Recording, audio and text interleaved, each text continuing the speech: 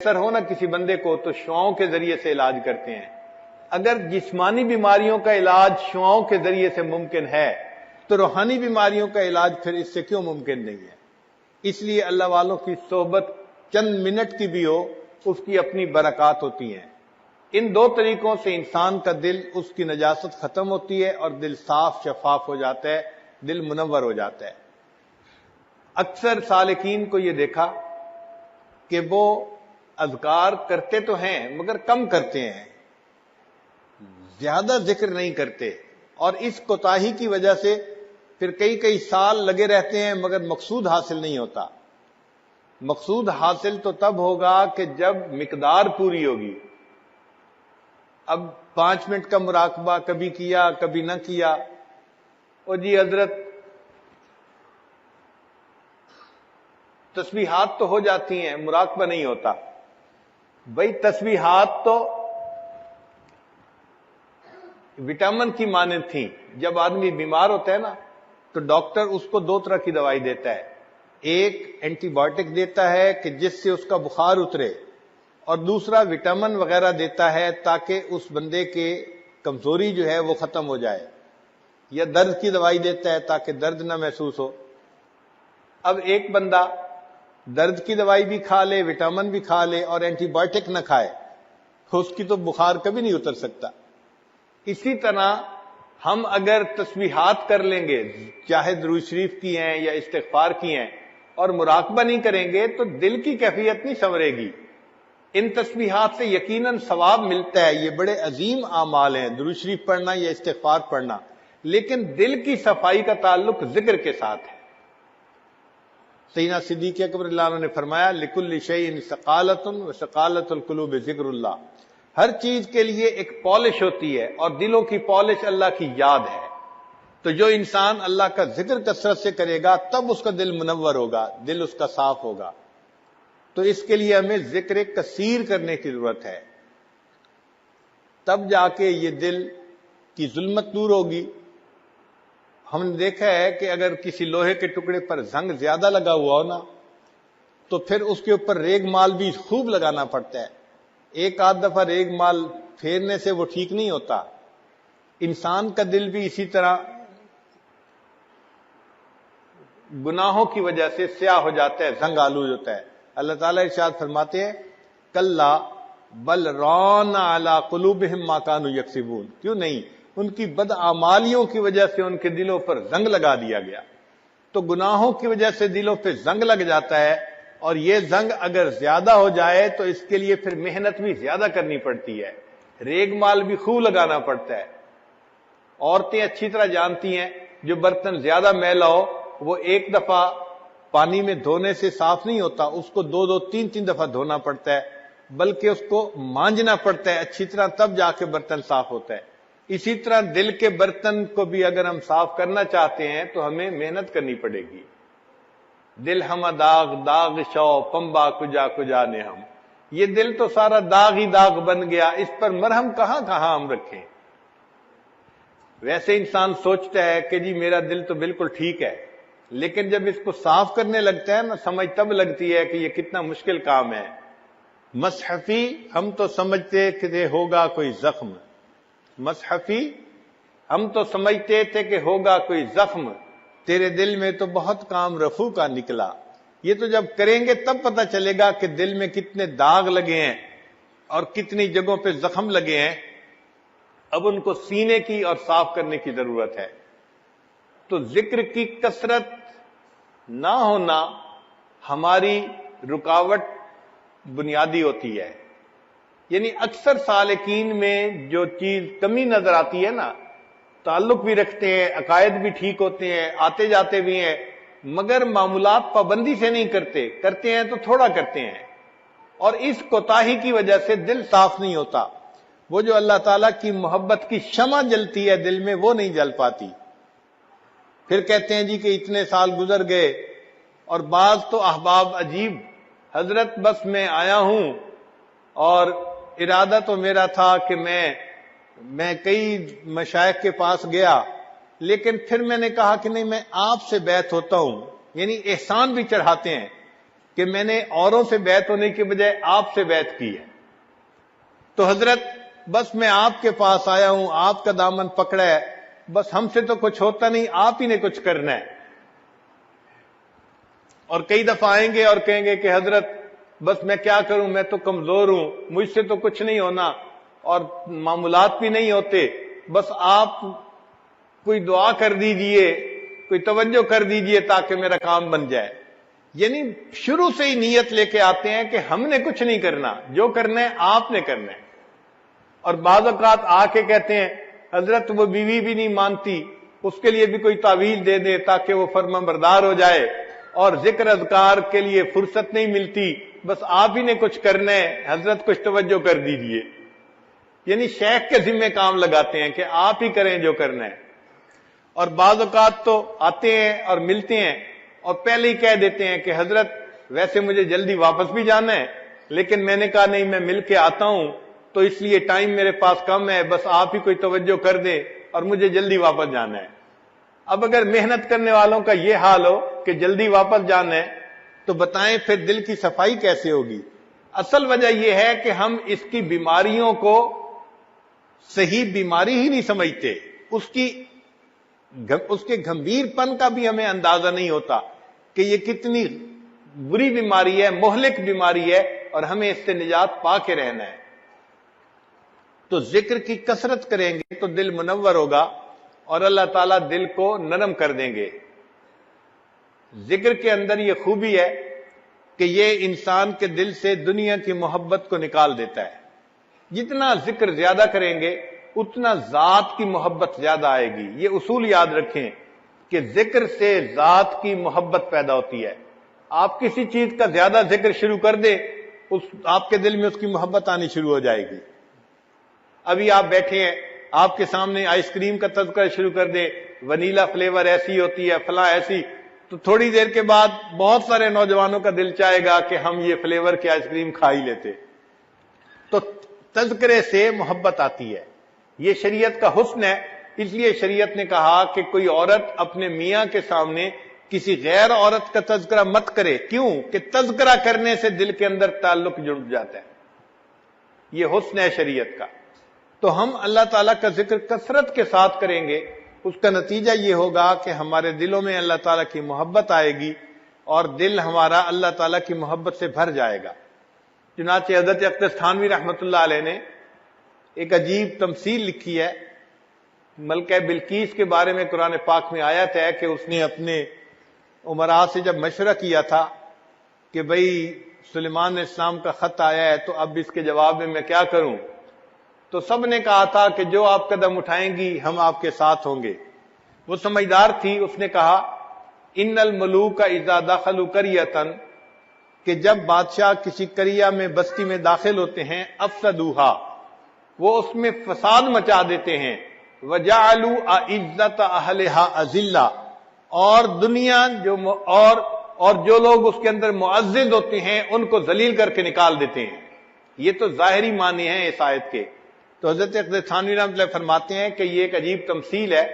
اگر ہم بستی سے مراد دل کی بستی لے لیں اور مالک الملک کا نام لے لیں ملوک سے مراد, تو ترجمہ پھر یوں بنے گا ان الملوک اذا دخلوا قریۃ, جب اللہ تعالی کا نام اس دل کی بستی میں داخل ہوتا ہے, افسدوها, وہ انقلاب مچا دیتا ہے, وجعلوا اعزت اہلها اذلہ, اور دنیا جو دل میں معزز ہوتی ہے اس کو ذلیل کر کے دل سے نکال دیا کرتا ہے.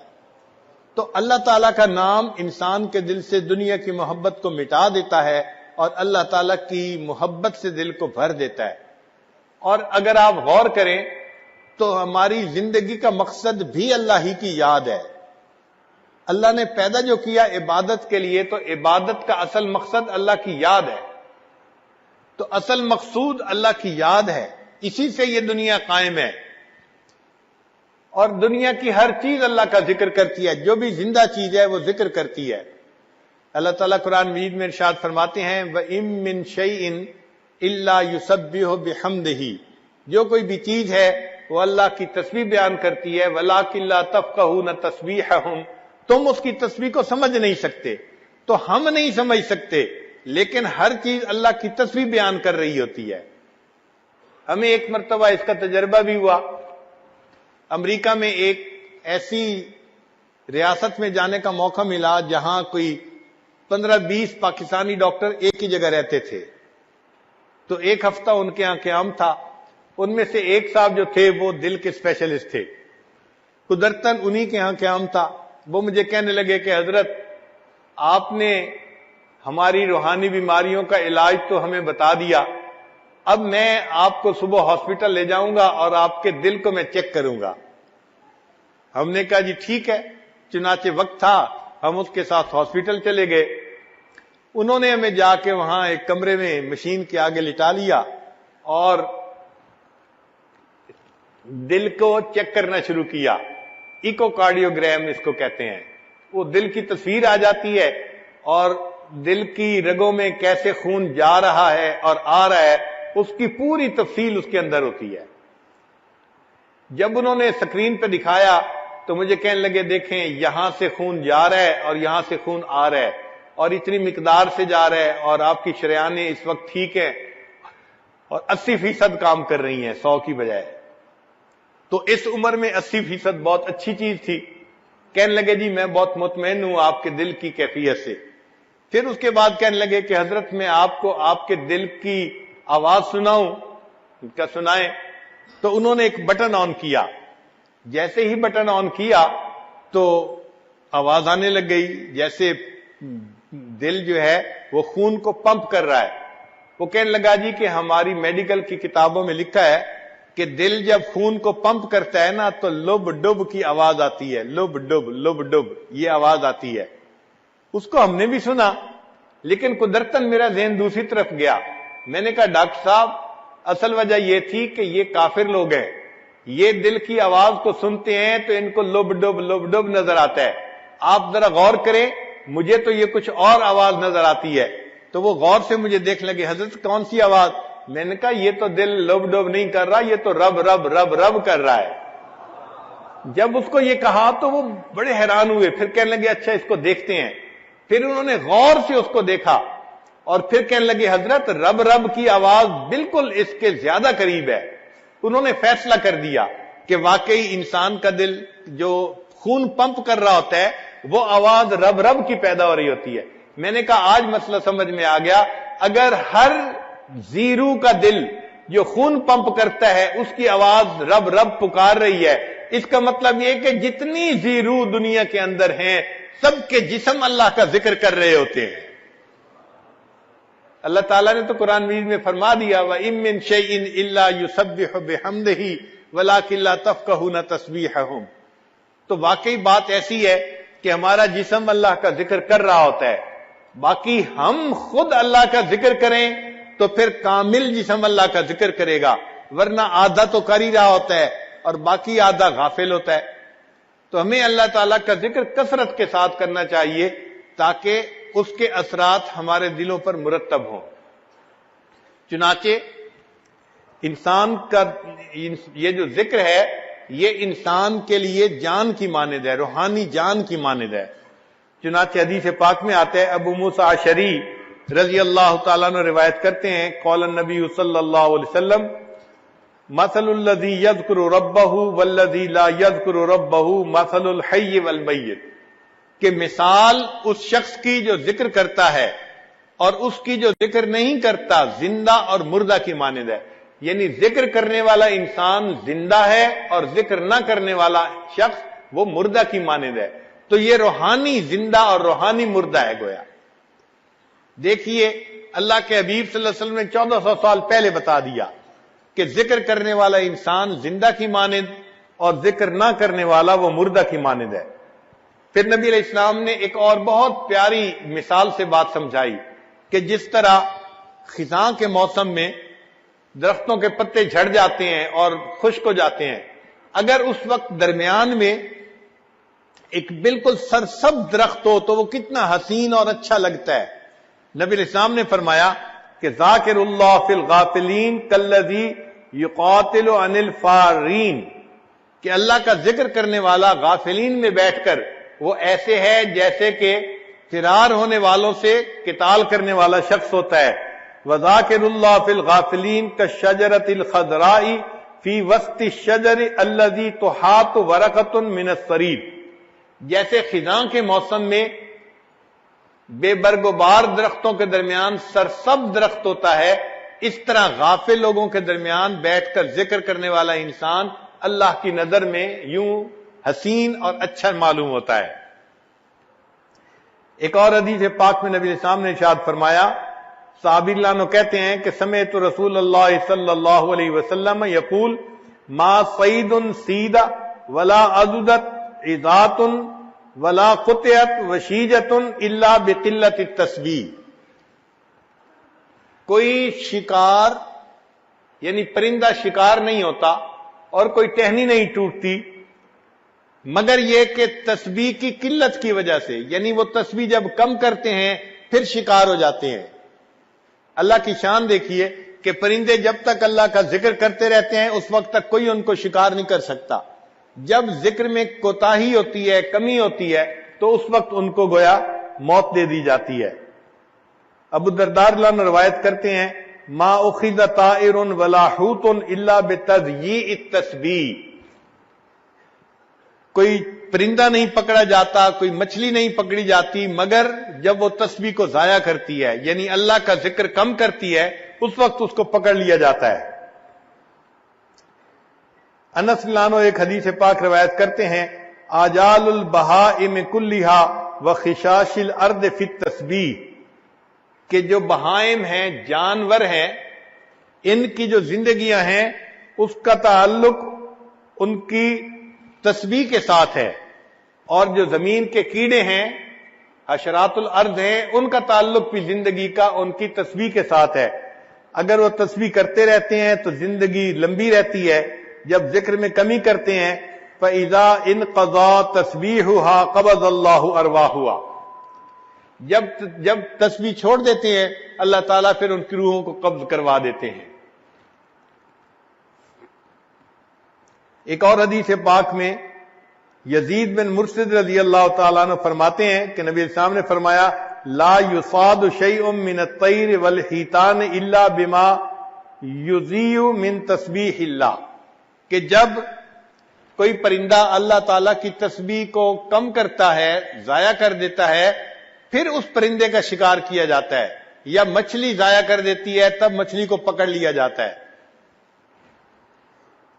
تو اس کا مطلب یہ ہوا کہ جو ذکر کرتا ہے وہ زندہ ہے، اور جو ذکر نہیں کرتا وہ اللہ تعالیٰ کے نزدیک مردہ کی مانند ہے. اسی لیے یہ پوری کائنات، اس میں جب تک اللہ رب العزت کا نام رہے گا یہ کائنات اس وقت تک سلامت رہے گی، اور جب یہ اللہ کا نام سے محروم ہو جائے گی اللہ تعالیٰ اس کائنات کو ختم کر دیں گے. چنانچہ حدیث پاک میں ہے، قال رسول اللہ صلی اللہ علیہ وسلم لا تقوم الساعة حتى يقال في الارض اللہ اللہ، کہ اس وقت تک قیامت قائم نہیں ہو سکتی جب تک کہ زمین میں کوئی ایک بندہ بھی اللہ اللہ کہنے والا ہوگا. یہاں ایک نقطہ سمجھنے کی ضرورت ہے کہ قیامت سے بڑی مصیبت اور کوئی نہیں.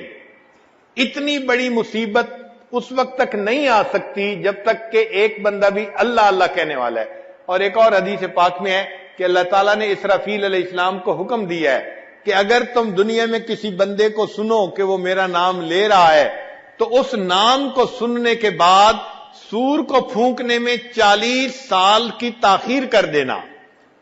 تو ایک دفعہ اللہ کا نام لینا قیامت جیسی مصیبت کو اگر 40 سال ٹال دیتا ہے تو جو بندہ روزانہ ہر وقت اللہ کا نام لے گا اللہ اس سے دنیا کی مصیبتوں کو کیوں نہیں ٹالیں گے. آج ہم تعویذوں کے پیچھے بھاگتے ہیں اور عاملوں کے پیچھے بھاگتے ہیں، ہمیں اصل میں سمجھ نہیں آتی کہ کرنے کی کیا ضرورت ہے. ہم اپنی زندگی شریعت کے مطابق بنائیں اور جو اذکار ہیں ان کو کریں، اللہ تعالی ہمیں پریشانیوں سے بچائیں گے. مغیر الاحوال اللہ رب العزت ہیں، وہ پھر حالات کو ٹھیک کر دیتے ہیں. تو جو شخص کثرت سے ذکر کرتا ہے پھر اللہ رب العزت دنیا کی پریشانیوں سے بھی اس کو محفوظ فرما لیتے ہیں اور اس کا دل کا سکون بھی عطا فرما دیتے ہیں. اس لیے فرمایا الا بذکر اللہ تطمئن القلوب، جان لو اللہ کی یاد کے ساتھ دلوں کا اطمینان وابستہ ہے. اور یہ بات بھی ذہن میں رکھیے کہ شریعت کے جتنے اعمال ہیں نا، ان تمام اعمال کی روح رواں وہ اللہ کی یاد ہے. اب دیکھیے، اعمال میں سب سے افضل عمل نماز ہے. شریعت نے نماز کے اندر، نماز سے پہلے، نماز کے بعد ذکر کا حکم فرمایا. چنانچہ الذکر قبل الصلاۃ وذکر اسم ربہ فصلی، اور اس نے اللہ کے رب کے نام کا ذکر کیا اور نماز پڑھی. اس آیت سے پتہ چلا کہ نماز سے پہلے بھی اللہ کا ذکر کرنا ہے. پھر الذکر فی الصلاۃ، اللہ فرماتے ہیں وَأَقِمِ الصَّلَاةَ لِذِکْرِی، نماز قائم کرو میری یاد کی خاطر. تو نماز میں بھی اللہ کا ذکر ہے. اور جب نماز پڑھ لیں تو الذکر بعد الصلاۃ، نماز کے بعد بھی اللہ کا ذکر. چنانچہ اللہ تعالیٰ ارشاد فرماتے ہیں فَإِذَا قَضَيْتُمُ الصَّلَاةَ فَاذْكُرُوا اللَّهَ قِيَامًا وَقُعُودًا وَعَلَىٰ جُنُوبِكُمْ. تو نماز سے پہلے بھی اللہ کا ذکر، نماز کے اندر بھی اللہ کا ذکر، اور نماز کے بعد بھی اللہ کا ذکر. اب نماز میں نماز جمعہ کی اور اہمیت زیادہ ہے. اللہ تعالیٰ نے نماز جمعہ سے پہلے بھی ذکر کا حکم فرمایا، نماز جمعہ کے بعد بھی فرمایا یا ایھا الذین آمنوا اذا نودی للصلاۃ من یوم الجمعۃ فاسعوا الی ذکر اللہ وذروا البیع ذالکم خیر لکم ان کنتم تعلمون. پھر جب نماز جمعہ ادا کر لی تو الذکر بعد الجمعہ فرمایا فاذا قضیت الصلاۃ فانتشروا فی الارض وابتغوا من فضل اللہ واذکروا اللہ کثیرا لعلکم تفلحون. یعنی جمعہ سے پہلے بھی ذکر کا حکم اور جمعہ کے بعد بھی ذکر کا حکم.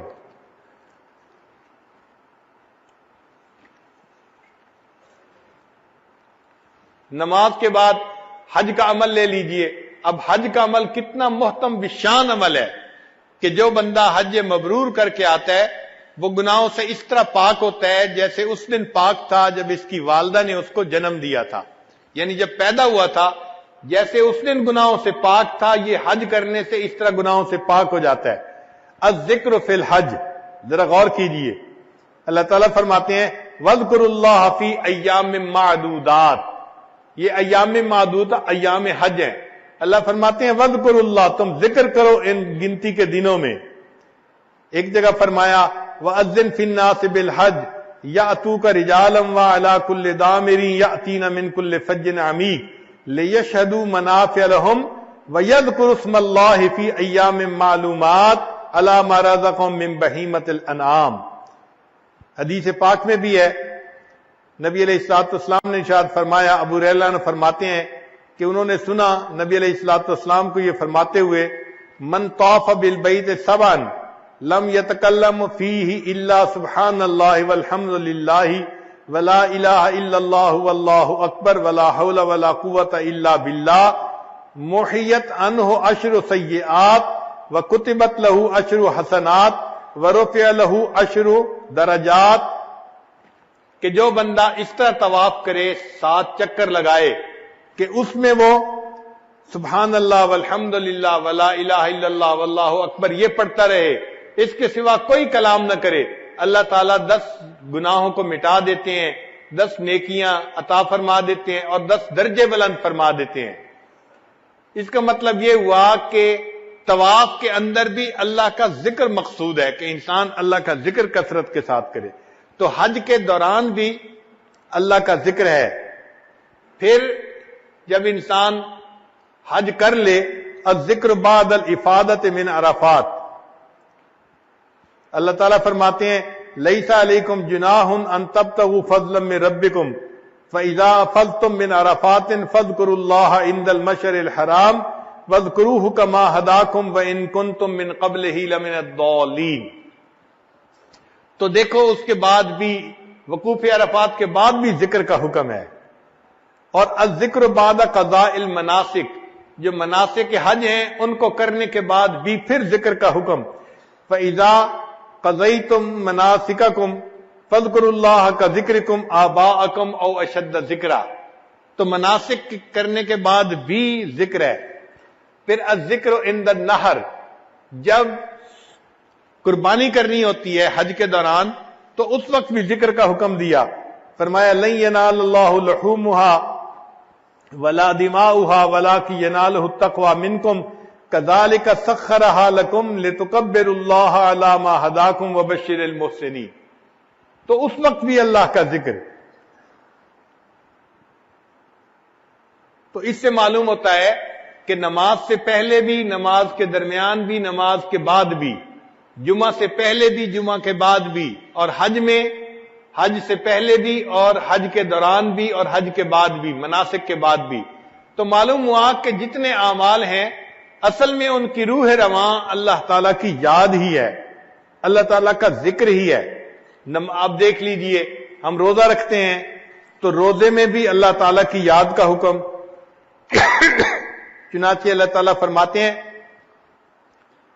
الذکر فی الصوم شہر رمضان الذی انزل فیہ القرآن ھدی للناس وبینات من الھدی والفرقان فمن شہد منکم الشہر فلیصمہ ومن کان مریضا او علی سفر فعدۃ من ایام اخر یرید اللہ بکم اليسر ولا یرید بکم العسر ولتکملوا اللہ ولتکبروا اللہ علی ما ھداکم ولعلکم تشکرون.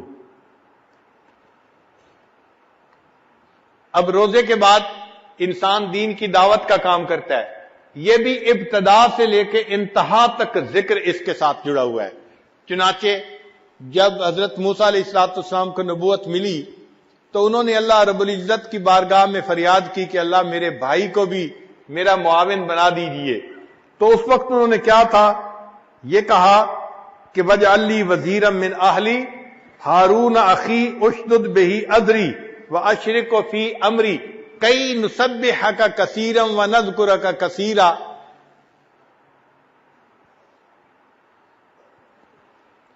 تو معلوم ہوا کہ انہوں نے نبوت کے لیے جب فریاد کی تو اس وقت یہی بات کہی کہ اے اللہ تاکہ ہم آپ کا ذکر کثرت کے ساتھ کر سکیں. اب جب اللہ رب العزت نے ان کو نبوت سے سرفراز فرما دیا ہارون علیہ السلام کو، اور دونوں کو فرعون کے پاس بھیجنا تھا، اس وقت رب کریم نے دونوں کو ہدایات دی. اب یہ ہدایات دینے والے رب کریم ہیں، اور جن کو ہدایات دی جا رہی وہ بھی انبیاء ہیں. ان کی عظمتوں کا بھی اندازہ لگائیے، اور تو ہدایات کتنی اہم ہوں گی. تو اللہ تعالیٰ اس وقت فرماتے ہیں اذهب انت واخوک بآیاتی ولا تنیا فی ذکری. آپ اور آپ کا بھائی آپ جائیے میری نشانیاں لے کر، اور میری یاد سے دونوں غافل نہ ہونا. یعنی یہ ذکر یا اللہ کی یاد اتنی اہم ہے کہ اللہ تعالیٰ اپنے انبیاء سے فرماتے ہیں کہ آپ نے دعوت کے کام میں میری یاد سے غافل نہیں ہونا. اب یہ تو ابتدا تھی کہ ابھی جا رہے ہیں، پھر دعوت کی ایک انتہا ہوتی ہے، وہ یہ کہ اگلا ماننے والا جب بات سننے پہ آمادہ نہ ہو، اسلم تسلم پہ راضی نہ ہو، تو پھر اختتام یہ ہوتا ہے کہ ٹھیک ہے بھئی پھر تلوار ہمارا تمہارا فیصلہ کرے گی. تو اگر ایسی صورتحال آ جائے اس وقت بھی ذکر کا حکم دیا. فرمایا یا ایھا الذین آمنوا، اے ایمان والو، اذا لقیتم فئۃ فاثبتوا، جب تمہارا آمنا سامنا کافروں کی جماعت کے ساتھ ہو تو تم جم جاؤ. واذکروا اللہ کثیرا لعلکم تفلحون، اللہ کا ذکر کثرت سے کرنا تاکہ کامیابی تمہارے قدم چومے. اب اگر یہ واذکروا اللہ کثیرا کے الفاظ نکال دیے جاتے تو بھی فکرہ ٹھیک بن جاتا، مگر اللہ تعالیٰ چاہتے ہیں کہ یہ سب اعمال میری یاد کے ساتھ ہونے چاہیے. تو معلوم ہوا کہ نماز کے آگے پیچھے بھی ذکر، نماز کے اندر بھی ذکر. اور جس نماز میں اللہ کی یاد نہیں وہ نماز پھٹے کپڑے کی طرح پڑھنے والے کے منہ پہ واپس مار دی جاتی ہے کہ اس میں اللہ کی یاد ہی نہیں ہے، انسان غافل ہے. تو معلوم ہوا کہ شریعت کے جتنے اعمال ہیں ان اعمال کا مرکز اور محور اللہ تعالیٰ کی یاد ہے.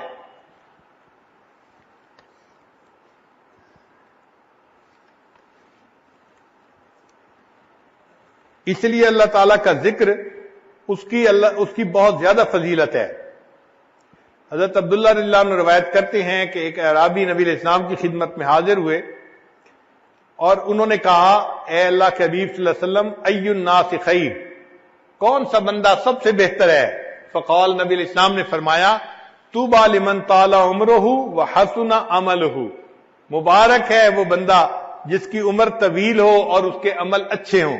یعنی اچھی عمر کے ساتھ طویل عمر پائے تو یہ خوش نصیب انسان ہے کہ جس کو لمبی عمر بھی ملی اور اس کے اعمال بھی اچھے تھے۔ پھر اس اعرابی نے ایک دوسرا سوال پوچھا، کہنے لگا یا رسول اللہ ای الاعمال افضل، کون سا عمل افضل ہے؟ قال، نبی علیہ السلام نے فرمایا ان تفارق الدنیا ولسانک رطبا من ذکر اللہ، کہ اس حال میں دنیا سے تو جدا ہو کہ تیری زبان اللہ کی یاد سے تر ہو۔ یعنی یہ عمل سب سے افضل عمل ہے کہ اس حال میں انسان کو موت آئے کہ اس کی زبان اللہ کے ذکر سے تر ہو، اللہ کے ذکر میں لگی ہوئی ہو۔ تو معلوم ہوا کہ یہ اعمال میں سے افضل عمل ہے اللہ تعالیٰ کا ذکر کرنا۔ ایک اور حدیث پاک میں نبی علیہ السلام نے فرمایا لو ان رجلا فی حجرہ دراہم، ایک بندہ ہے جس کی گود کے اندر یعنی جھولی کے اندر بہت سارے دراہم ہیں،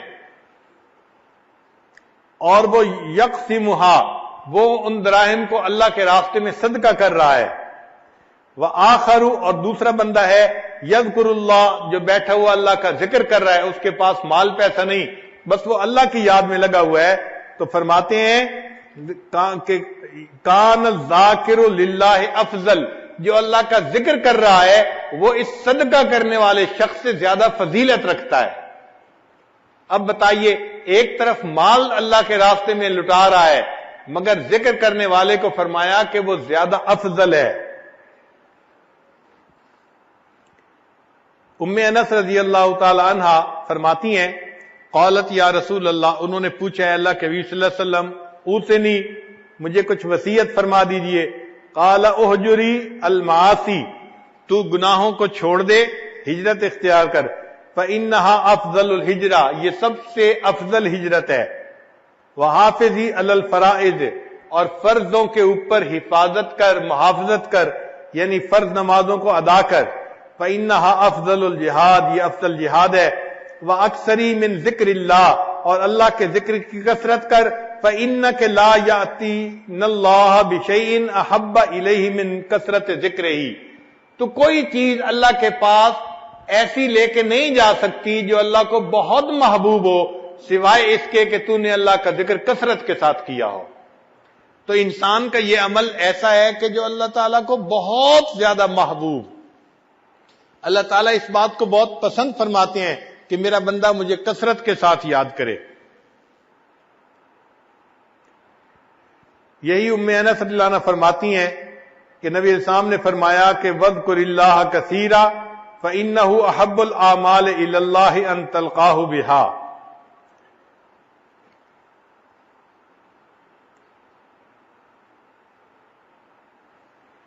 ابو سعید خدری رضی اللہ عنہ فرماتے ہیں کہ نبی علیہ السلام نے ارشاد فرمایا کہ نبی علیہ السلام سے پوچھا گیا سئل ای العباد افضل درجۃ عند اللہ یوم القیامہ، قیامت کے دن کس بندے کا درجہ اللہ کے ہاں بہت بلند ہوگا؟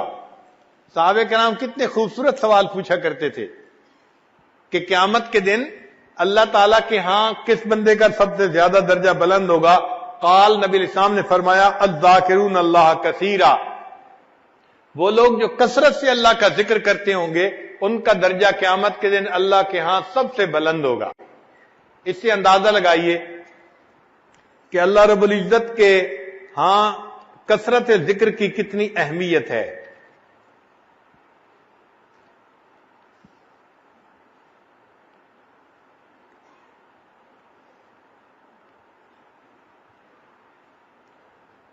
ایک حدیث پاک میں نبی السلام نے فرمایا ما عمل ابن آدم من عمل انجالہ من عذاب اللہ من ذکر اللہ، کہ بنی آدم کا کوئی عمل اس کو اللہ کے عذاب سے نجات دینے کے لیے ذکر سے بہتر نہیں ہے، یعنی ذکر سب سے بہتر ہے عذاب سے نجات دینے کے لیے بنسبت باقی اعمال کے۔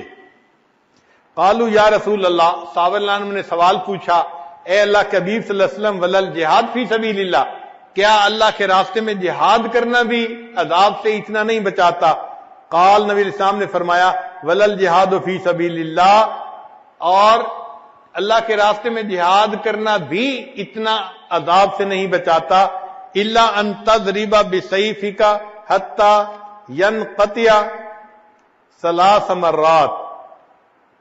تو نبی علیہ السلام نے فرمایا کہ اگر تم تلوار سے دوسرے بندے کی گردن بھی کاٹو تو بھی وہ عمل اتنا نجات دینے والا نہیں جتنا اللہ کا ذکر اللہ کے عذاب سے نجات دینے والا ہے۔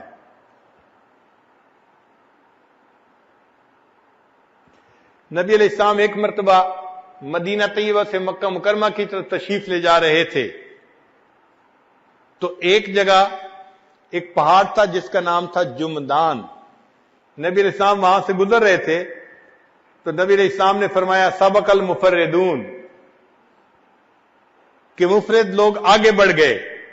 صحابہ کرام نے فوراً پوچھا ومل مفردون یا رسول اللہ، اے اللہ کے وسلم یہ آگے بڑھنے والے لوگ کون ہیں؟ قال الذاکرون اللہ کثیرا، جو اللہ کا ذکر کثرت سے کرنے والے ہیں یہ آگے بڑھنے والے لوگ ہیں۔ تو کتنی احادیث میں اس بات کی تفصیل بتائی گئی کہ جو لوگ اللہ کا ذکر کثرت سے کرتے ہیں یہ عذاب سے بچنے والے بھی ہوں گے، قیامت کے دن اللہ کے ہاں درجہ بھی اونچا پانے والے ہوں گے اور آگے بھی دوسروں سے بڑھنے والے ہوں گے۔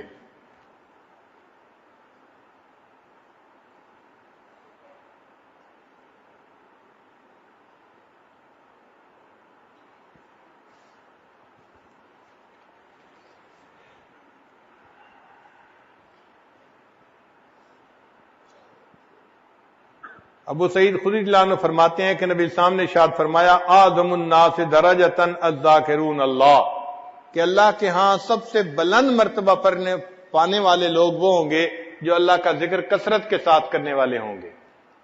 تو آج ہم اس ذکر کو ایک صرف نفلی کام سمجھ لیتے ہیں، ایسی بات نہیں ہے۔ یہ ذکر انسان کو مہلک بیماریوں سے بچاتا ہے، وہ بیماریاں کہ جو انسان کو جہنم میں لے کے جائیں گی ان مہلکات سے بچاتا ہے۔ دیکھیے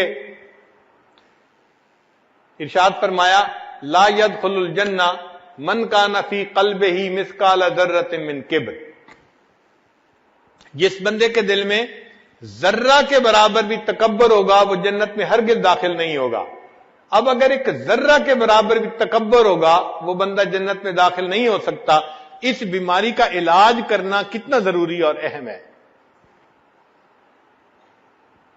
اور اس کا علاج پھر ذکر سے ہی ہو سکتا ہے کہ انسان ذکر کی کثرت کرے تاکہ اس کے اندر سے عجب اور تکبر یہ ختم ہو جائے اور غضب، غصہ اور بخل یہ چیزیں ختم ہو جائیں۔ تو ذکر سے انسان کے اندر سے مہلک بیماریاں ختم ہوتی ہیں۔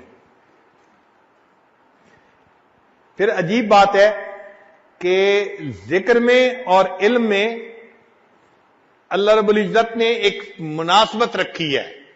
شاید اسی لیے حضرت مولانا الیاس رحمت اللہ علیہ نے جو 6 نمبر بنائے ان میں علم و ذکر کو ایک ہی نمبر کے تحت انہوں نے ذکر فرمایا۔ وجہ کیا تھی کہ ذکر میں اور علم میں بہت مناسبت ہے۔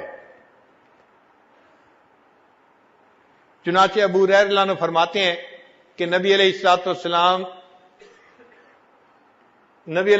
کہ ابو ہریرہ رضی اللہ عنہ کی روایت ہے ایک دفعہ وہ بازار آئے اور لوگوں کو کہنے لگے کہ لوگوں مسجد میں نبی علیہ السلام کی میراث تقسیم ہو رہی ہے اور تم یہاں بیٹھے ہو۔ تو لوگوں نے دکانیں بند کی اور وہ مسجد میں آئے، دیکھا تو وہاں کچھ لوگ بیٹھے ہوئے اللہ کا ذکر کر رہے تھے اور قرآن پڑھ رہے تھے۔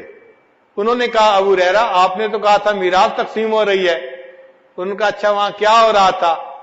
انہوں نے کہا کہ ہم نے دیکھا یا ابو ہریرہ ما رأینا میراثا یقسم فی المسجد قال فماذا رأیتم قالوا رأینا قوما یذکرون اللہ عز وجل ویقرؤون القرآن، کچھ لوگ اللہ کا ذکر کر رہے تھے اور کچھ لوگ قرآن پڑھ رہے تھے۔ قال تو ابو ہریرہ نے فرمایا فذالک میراث رسول اللہ صلی اللہ علیہ وسلم، یہی رسول اللہ علیہ وسلم کی میراث ہے۔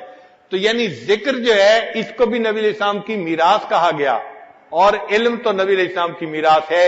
اس لیے علماء کو ورثۃ الانبیاء کہتے ہیں، العلماء ورثۃ الانبیاء، وہ تو انبیاء کے وارث ہوتے ہیں۔ تو دیکھیں مناسبت ہوئی نا کہ ذکر کو بھی میراث کہا گیا اور علم کو بھی میراث کہا گیا۔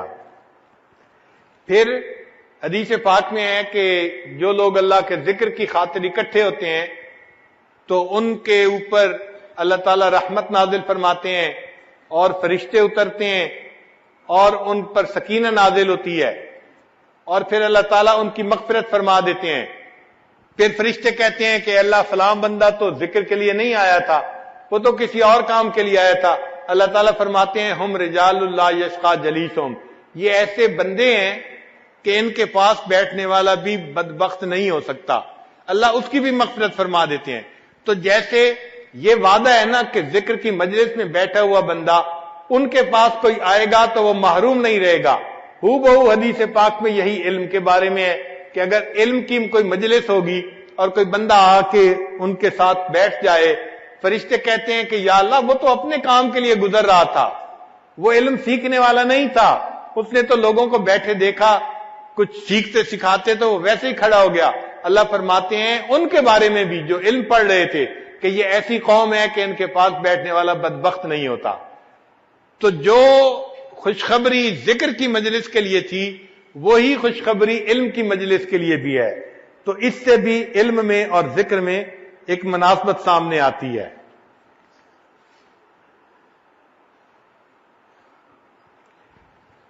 اسی لیے نبی علیہ السلام مسجد میں تشریف لائے تو اس وقت صحابہ کی دو جماعتیں تھیں، ایک ذکر کر رہی تھی اور ایک سیکھ سکھا رہی تھی۔ تو نبی علیہ الصلوۃ والسلام نے فرمایا کہ یہ ذکر کی مجلس بھی اچھے اعمال والی مجلس ہے اور علم کی مجلس بھی اچھے اعمال والی مجلس ہے، لیکن انما بعثت معلما، چونکہ اللہ تعالیٰ نے مجھے معلم بنا کے مبعوث فرمایا ہے، لہذا میں علم والی مجلس کے اندر بیٹھوں گا۔ تو دونوں مجالس کی تصدیق فرمائی اللہ کے حبیب صلی اللہ علیہ وسلم نے۔ پھر دیکھیے علم جو ہے وہ انسان کو اندھیرے سے نکال کے روشنی کی طرف لاتا ہے، اور اسی طرح اللہ کا ذکر بھی انسان کو اندھیرے سے نکال کے روشنی کی طرف لاتا ہے۔ الذکر مخرج من الظلمات الی النور وکذالک العلم، اور علم بھی اسی طرح اندھیرے سے نکال کے روشنی کی طرف لاتا ہے۔ اللہ تعالیٰ ارشاد فرماتے ہیں یا ایھا الذین آمنوا اذکروا اللہ ذکرا کثیرا وسبحوہ بکرۃ واصیلا هو الذی یصلی علیکم وملائکتہ لیخرجکم من الظلمات الی النور وکان بالمؤمنین رحیما۔ تو دیکھو ذکر بھی اندھیرے سے نکال کے روشنی کی طرف لا رہا ہے، اور علم بھی اللہ تعالیٰ فرماتے ہیں الف لام را کتاب انزلناہ الیک لتخرج الناس من الظلمات الی النور، کہ آپ انسانوں کو اندھیروں سے نکال کے روشنی کی طرف لائیں۔ تو علم بھی روشنی کی طرف لاتا ہے اور ذکر بھی روشنی کی طرف لاتا ہے۔ اس سے معلوم ہوا کہ علم اور ذکر میں اللہ نے بہت زیادہ مناسبت رکھی ہے۔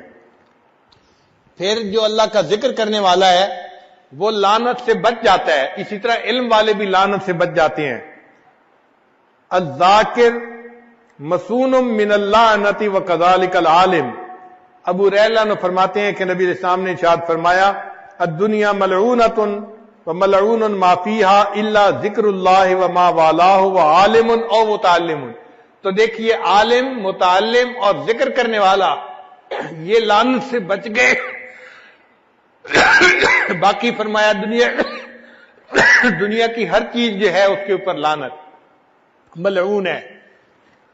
اس سے بھی یہ مناسبت اور زیادہ ہو گئی۔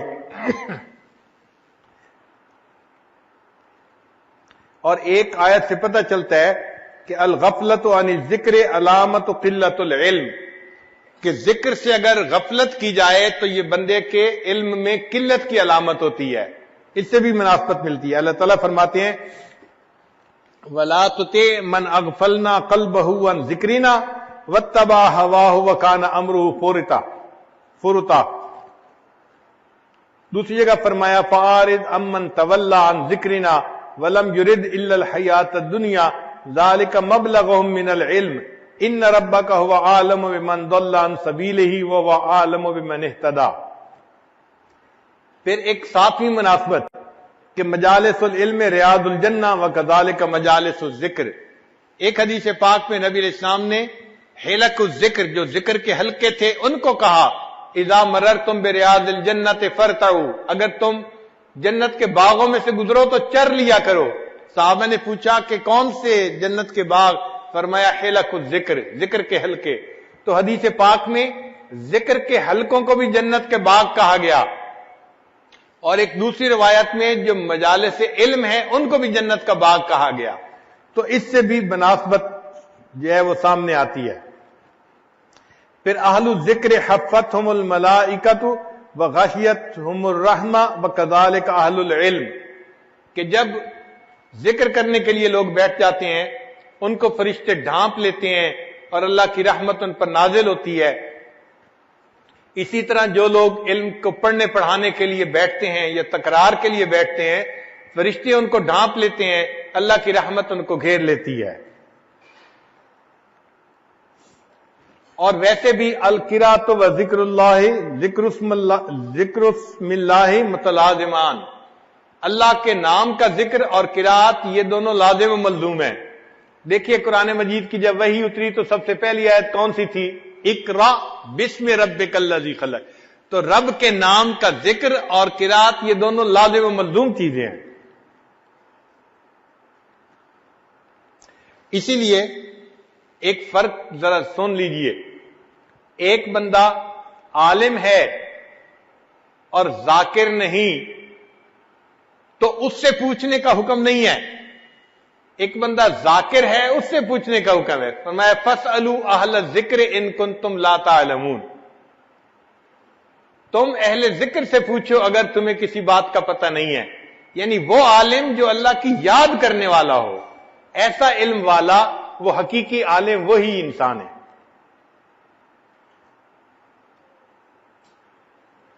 امام احمد رحمت اللہ علیہ فرمایا کرتے تھے عجبت لطالب علم لا ورد له فی اللیل، مجھے تعجب ہوتا ہے اس طالب علم پر کہ جو رات کو کوئی ورد نہ کرتا ہو، یعنی تہجد میں اٹھ کے اوراد و وظائف نہ کرتا ہو. مجھے اس طالب علم کے اوپر بڑی حیرت ہوتی ہے. تو اس سے معلوم ہوا کہ اللہ رب العزت نے علم اور ذکر کے اندر بہت زیادہ مناسبت رکھی ہے. اس لیے ہر ذاکر کو چاہیے کہ اگر زندگی کا وقت فارغ کر سکے تو علم حاصل کرے، اور ہر عالم کو چاہیے کہ اگر وہ زندگی کے وقت میں کچھ وقت نکال سکے تو ذکر ضرور سیکھے. اس لیے فرمایا فَإِذَا فَرَغْتَ فَانْصَبْ وَإِلَىٰ رَبِّكَ فَارْغَب، جب آپ اپنے منصب سے فارغ ہوں تو کیا کریں؟ وَإِلَىٰ رَبِّكَ فَارْغَب، اپنے رب کی طرف رغبت کیجئے. تو طلباء کو بھی چاہیے کہ جب اپنے پڑھنے پڑھانے سے ان کو ٹائم نکلے تو وہ ضرور اللہ کی یاد میں بیٹھا کریں اور اللہ کا ذکر کیا کریں. پھر اہمیت الذکر علی سبعۃ اوجہ، ذکر کی اہمیت 7 وجہ سے ہے. الامر بہ مطلقا و مقیدا، اللہ تعالیٰ نے ذکر کا حکم فرمایا مطلقاً بھی اور مقیداً بھی. فرمایا یا ایھا الذین آمنوا اذکروا اللہ ذکرا کثیرا وسبحوہ بکرۃ واصیلا. اور دوسری جگہ فرمایا وَاذْكُرْ رَبَّكَ فِي نَفْسِكَ تَضَرُّعًا وَخِيفًا. اب وَاذْكُرْ رَبَّكَ فِي نَفْسِكَ، ذکر کر اپنے رب کا اپنے نفس میں، ای فی قلبک. مفسرین نے کہا اس سے مراد ہے اپنے دل میں اللہ کو یاد کرو. تو اللہ تعالیٰ کو یاد کرنے کا حکم ہے گویا اس آیت میں. پھر دوسری وجہ النہی عن ضدہ من الغفلۃ والنسیان، یعنی ذکر کا جو ضد ہے وہ غفلت ہے. تو اللہ تعالیٰ نے غافل ہونے سے منع فرمایا. فرمایا وَلَا تَكُن مِّنَ الْغَافِلِينَ، تو غافلوں میں سے مت ہونا. تو ایک طرف تو ذکر کی اہمیت بیان فرمائی اور دوسری طرف غافل ہونے سے منع فرما دیا. پھر تیسرا تعلیق الفلاح باستدامتہ و کثرتہ، ذکر کو مدامت سے کرنا اور کثرت سے کرنا اس کے ساتھ فلاح وابستہ ہے. فرمایا وَاذْكُرُوا اللَّهَ كَثِيرًا لَعَلَّكُمْ تُفْلِحُونَ، تم اللہ کا ذکر کثرت سے کرو تاکہ تم فلاح پا جاؤ. تو فلاح کا تعلق اللہ کے ذکر کی کثرت کے ساتھ ہے. جتنا زیادہ ذکر کریں گے اتنا اللہ تعالی ہمیں فلاح عطا فرمائیں گے.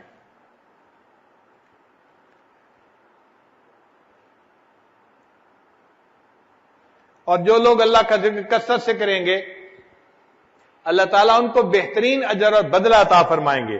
فرمایا ان المسلمین والمسلمات، یہ پوری آیت اس میں اللہ تعالیٰ فرماتے ہیں والذاکرین اللہ کثیرا والذاکرات اعد اللہ لہم مغفرۃ واجرا عظیما، اللہ نے ان کے لیے مغفرت اور بڑا اجر ان کے لیے رکھا ہوا ہے.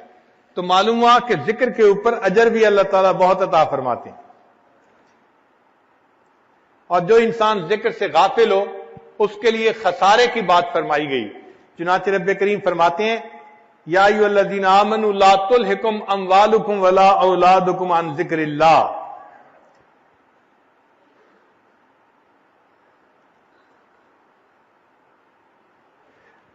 وَمَن يَفْعَلْ ذَلِكَ فَأُولَٰئِكَ هُمُ الْخَاسِرُونَ.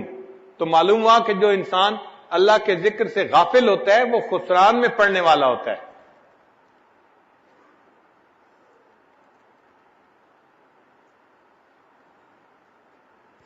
اور اللہ کا ذکر یہ بہت بڑا عمل ہے. قرآن پاک میں اللہ تعالیٰ فرماتے ہیں وَلَذِكْرُ اللَّهِ اکبر، اور اللہ کا ذکر سب سے بڑا ہے.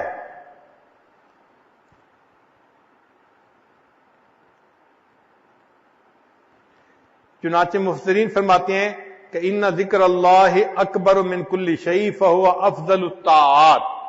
یہ افضل الطاعات ہے جو اللہ کا ذکر ہے.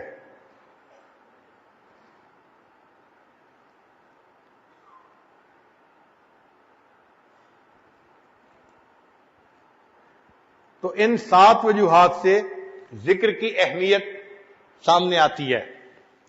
ذکر میں ہمارے سلسلے میں 3 طرح کا ذکر ہوتا ہے. ایک ہوتا ہے اللہ اللہ کا ذکر کرنا، اللہ کے نام کا ذکر کرنا. قرآن مجید میں ہے وَذَكَرَ اسْمَ رَبِّهِ فَصَلَّى، اور رب کے نام کا ذکر کیا اور نماز پڑھی. تو اگر کوئی پوچھے کہ رب کا نام کیا ہے تو ہم کیا جواب دیں گے؟ اللہ. تو معلوم ہوا کہ اللہ کا ذکر کرنا. تو اللہ کا ذکر کثرت کے ساتھ کرے. یہ بھی محبت کا باب ہے کہ جس سے محبت ہوتی ہے اس کا نام لینے میں مزہ آتا ہے، اس کا نام لینے سے دل کو سکون ملتا ہے. بعض لوگ کہتے ہیں او جی صرف اللہ اللہ کہنے سے کیا ہوتا ہے؟ بھئی اللہ اللہ کہنے سے ہی تو دل کو سکون ملتا ہے، دل کو تسلی ملتی ہے. مجھے ایک دن ایک ملک میں ایک صاحب مل گئے، کہنے لگے کہ آپ اللہ اللہ کرتے رہتے ہیں، آپ کو اور کوئی کام نہیں. مجلس لوگ سن رہے تھے، کہنے لگے بس اللہ اللہ کرتے رہتے ہیں، آپ کو اور کوئی کام نہیں. میں نے کہا اچھا خدا کے بندے، قیامت کے دن اللہ کے سامنے یہی گواہی دے دینا کہ یہ شخص اللہ اللہ ہی کرتا رہتا تھا، دنیا میں اس کو کوئی اور دوسرا کام نہیں تھا. عجیب بات ہے کہ اس کو معمولی سمجھتے ہیں. ہر وقت اللہ اللہ کرنا کوئی معمولی بات ہے، ذرا کر کے دکھائیں نا پتہ چلے. یہ تو جس کے دل میں محبت ہوگی وہ ہر وقت اللہ کا نام یاد کرے گا کہ جی اللہ کا نام رٹنے سے کیا ہو جاتا ہے. بھائی ہم رٹیں گے گرچہ مطلب کچھ نہ ہو، ہم تو عاشق ہیں تمہارے نام کے. اللہ کے نام کا جو عاشق ہوتا ہے اس کو تو اللہ کا نام لینے میں مزہ آتا ہے. ماں کو بیٹے سے محبت ہوتی ہے، وہ بیٹے کا نام کتنے پیار سے لیتی ہے اور بار بار لیتی ہے. تو کیا اللہ سے محبت ہو تو اللہ تعالیٰ کا نام لینے سے انسان کے دل کو سکون نہیں ملتا؟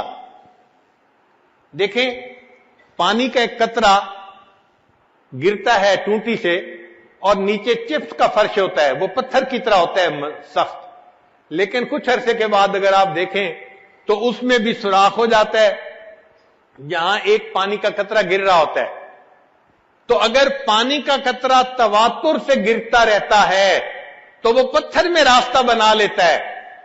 بالکل اسی طرح اگر اللہ اللہ کا یہ نام تواتر کے ساتھ دل کے اوپر لیا جائے تو یہ دل میں بھی اپنا راستہ بنا لیا کرتا ہے. انسان کے دل میں راستہ بن جاتا ہے اور اللہ کا نام دل میں بس جایا کرتا ہے. اس لیے اللہ کا ذکر کثرت سے کرنا چاہیے تاکہ دل پہ اس کا رنگ چڑھ جائے، اس کا اثر آ جائے. تو ہمارے سلوک میں ابتدا میں اللہ اللہ کا ذکر کرواتے ہیں. پہلے 7 اسباق اس میں ذات کے ہیں، اس میں اللہ اللہ کا ذکر کیا جاتا ہے مختلف لطائف کے اوپر. پھر اس کے بعد تحلیل کے اسباق ہیں، لا الہ الا اللہ کا ذکر. یہ تحلیل بھی افضل الذکر ہے، افضل الذکر لا الہ الا اللہ. تو یہ نفی اسباق کا ذکر بھی کثرت کے ساتھ کیا جاتا ہے. ان اسباق میں ہمارے مشائخ کہتے ہیں کہ 3000 دفعہ یا 5000 دفعہ یا 7000 دفعہ انسان روزانہ لا الہ کی ضرب لگائے.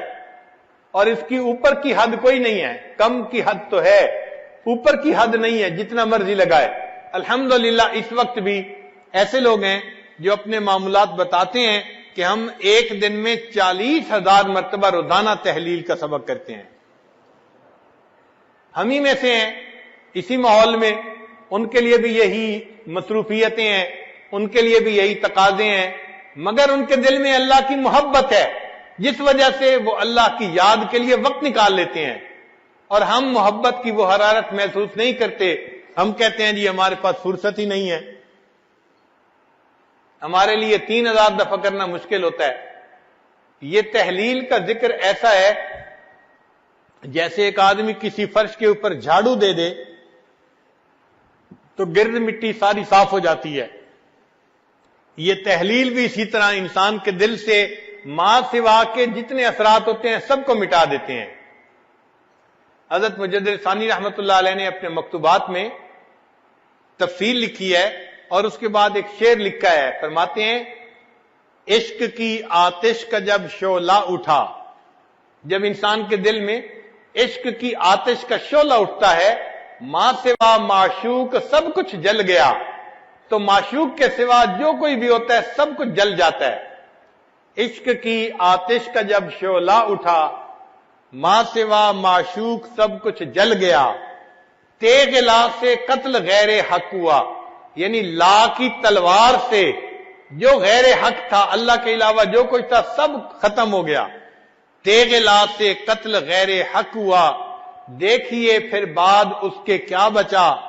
پھر بچا اللہ باقی سب فنا، مرحبا اے عشق تجھ کو مرحبا. اے عشق تجھے مرحبا ہو کہ تو نے ماں سوا کا نام و نشان مٹا کے رکھ دیا دل میں سے. تو لا الہ کی ضرب جب لگائی جاتی ہے تو دل صاف ہوتا ہے اور ماں سوا کی محبتیں دل سے نکل جاتی ہیں، ختم ہو جاتی ہیں. اس لیے پہلے اللہ اللہ کا ذکر کروایا جاتا ہے، اس کے بعد تحلیل کے اسباق آتے ہیں تاکہ ماں سوا کی کامل نفی نصیب ہو جائے انسان کو.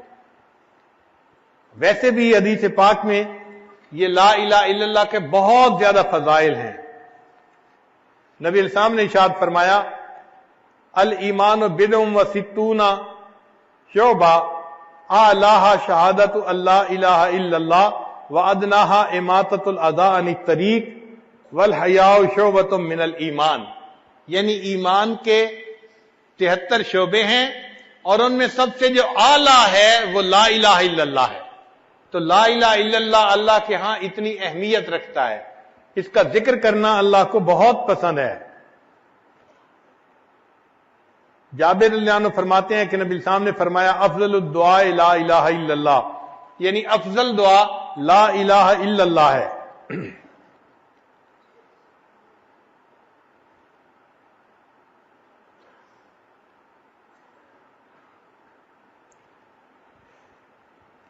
چنانچہ قرآن مجید میں ہے کہ اللہ تعالیٰ فرماتے ہیں وَأَلْزَمَهُمْ كَلِمَةَ التَّقْوَى وَكَانُوا أَحَقَّ بِهَا وَأَهْلَهَا، اور اللہ نے ان کو تقوی کے کلمے کے اوپر پکا رکھا اور وہ اس بات کے حقدار تھے اور اہل تھے. تو مفسرین نے لکھا کہ اس سے کیا مراد ہے. فرماتے ہیں ہی لا الہ الا اللہ محمد الرسول اللہ، کہ کلمۃ التقوی سے مراد لا الہ الا اللہ محمد الرسول اللہ تھا.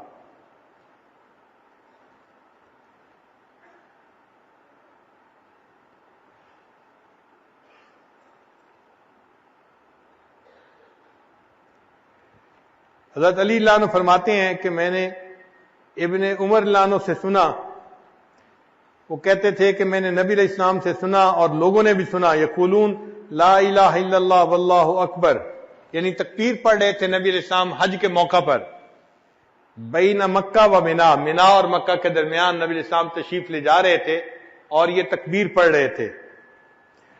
فقال ہیا ہیا، قل تو میں نے پوچھا وما ہیا ہیا، اے اللہ کے حبیب صلی اللہ علیہ وسلم اس سے کیا مراد ہے؟ قال قولہ تعالی وَأَلْزَمَهُمْ كَلِمَةَ التَّقْوَى وَكَانُوا أَحَقَّ بِهَا وَأَهْلَهَا، یعنی لا الہ الا اللہ، اس سے مراد لا الہ الا اللہ ہے.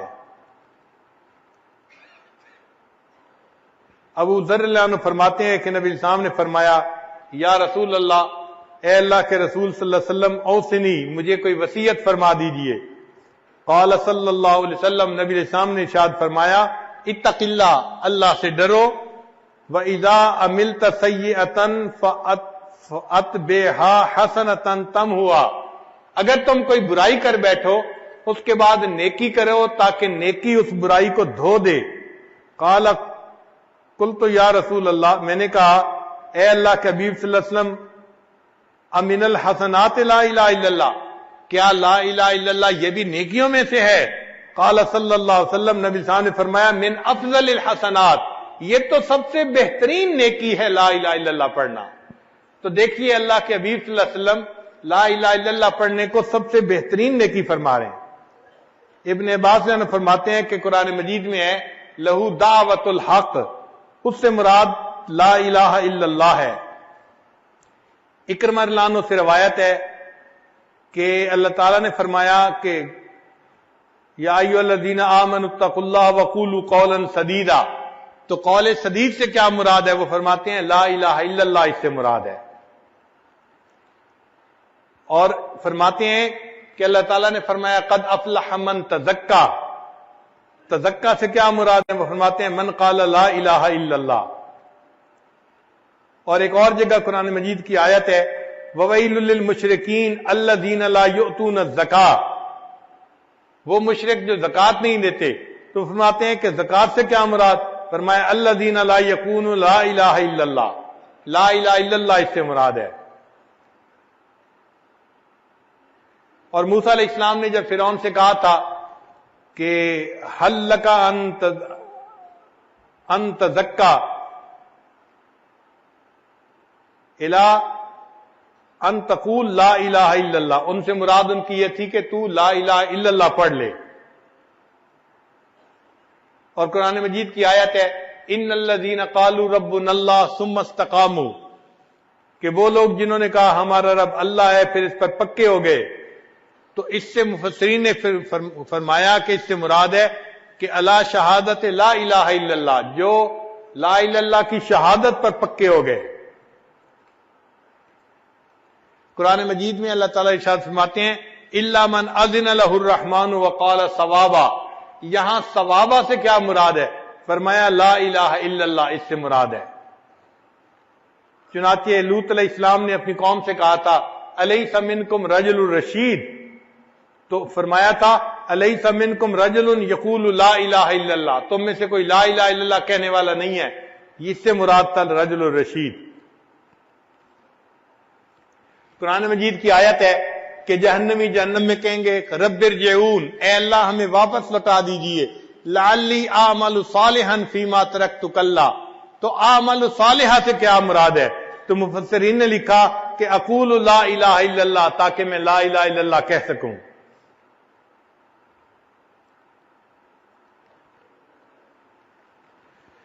اللہ رب العزت کا ارشاد ہے للذین احسنوا الحسنی، کہ جو لوگ نیکی کریں گے ان کو حسنہ ملے گا۔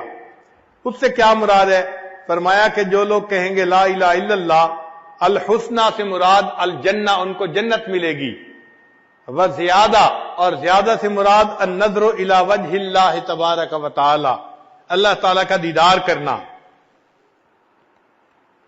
مجاہد رحمت اللہ علیہ فرماتے ہیں کہ اللہ تعالیٰ کا فرمان ہے وَأَسْبَغَ عَلَيْكُمْ نِعَمَهُ ظَاهِرَةً وَبَاطِنًا، اس سے کیا مراد ہے؟ وہ فرماتے ہیں اس سے مراد ہے لا الہ الا اللہ۔ ایک بندے نے وہب میں منبہ رحمت اللہ علیہ سے کہا کہ الیس مفتاح الجنت لا الہ الا اللہ، کیا لا الہ الا اللہ جنت کی کنجی نہیں ہے؟ نبی علیہ السلام نے فرمایا ہے۔ انہوں نے فرمایا بلا ایسا ہی ہے یا ابن اخی، ولیکن لیس من مفتاح الا ولہ اسنان فمن جاء باسنانہ فتح لہ ومن لم یفتح لہ، یعنی چابی کے دندانے بھی ہوتے ہیں، تو نیک اعمال دندانے کی مانند ہیں۔ جس نے کلمہ پڑھ لیا چابی تو مل گئی، لیکن اگر وہ اعمال بھی ٹھیک کر لے گا تو دندانے بھی ٹھیک ہو جائیں گے، تو جنت کا دروازہ کھل جائے گا۔ اور اگر اس نے اعمال ٹھیک نہ کیے تو اس کے ہاتھ میں کنجی تو ہوگی، مگر وہ کنجی جنت کا دروازہ کھول نہیں سکے گی۔ اور ایسا ہوتا ہے دو گاڑیاں ہیں، ایک کی چابی دوسرے کو لگاؤ تو دروازہ نہیں کھلتا، حالانکہ وہ چابی اندر چلی بھی جاتی ہے، اس کے دندانے ٹھیک نہیں ہوتے۔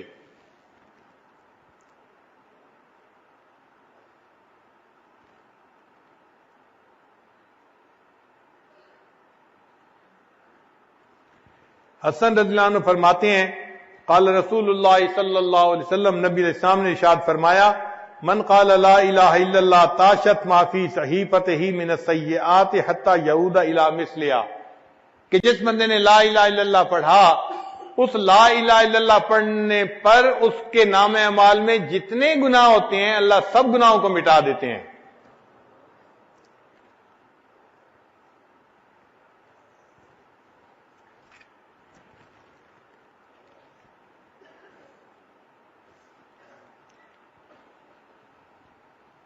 علامہ اقبال نے کیا اچھے اشعار کہے، خودی کا سر نہاں لا الہ الا اللہ، خودی ہے تیغ فساں لا الہ الا اللہ۔ خودی سے مراد کہ انسان ایک اللہ کے سامنے جھکے، جگہ جگہ سر نہ جھکاتا پھرے، اس کو وہ خودی کہتے ہیں کہ انسان مومن غیور ہونا چاہیے، ایک در پر جھکنے والا ہونا چاہیے، جگہ جگہ سر جھکانے والا نہ ہو۔ خودی کا سر نہاں لا الہ الا اللہ، خودی ہے تیغ فساں لا الہ الا اللہ۔ فساں کہتے ہیں جو چیز کو تیز کرنے والے گرائنڈر ہوتا ہے، وہ کہتے ہیں کہ خودی جو ہے یہ تلوار ہے، اور اس تلوار کو جو تیز کرنے والی چیز ہے وہ لا الہ الا اللہ ہے۔ جتنا لا الہ الا اللہ پڑھو گے تمہاری یہ جو خودی ہے نا، اللہ کے سامنے جھکنا ہے کسی اور کے سامنے نہیں، یہ اتنی زیادہ تیز ہو جائے گی۔ یہ دور اپنے براہیم کی تلاش میں ہے، صنم کدا ہے جہاں لا الہ الا اللہ، کیا ہے تو نے متاع غرور کا سودا، فریب سود و زیاں لا الہ الا اللہ۔ یہ مال و دولت دنیا، یہ رشتہ و پیوند، بتان وہم و گما لا الہ الا اللہ۔ خرد ہوئی ہے زمان و مکان کی زناری، نہ ہے زمان مکان لا الہ الا اللہ۔ یہ نغمہ فصل گلو لالا کا نہیں پابند، یہ بہت ہی خوبصورت شعر کا ہے۔ یہ نغمہ فصل گلو لالا کا نہیں پابند، یعنی یہ جو نغمہ ہے نا لا الہ الا اللہ والا، یہ اس کو بہار کی ضرورت نہیں ہے کہ بہار میں پڑھیں گے خزاں میں نہیں پڑھیں گے۔ یہ نغمہ فصل گلو لالا کا نہیں پابند، بہار ہو کہ خزاں لا الہ الا اللہ۔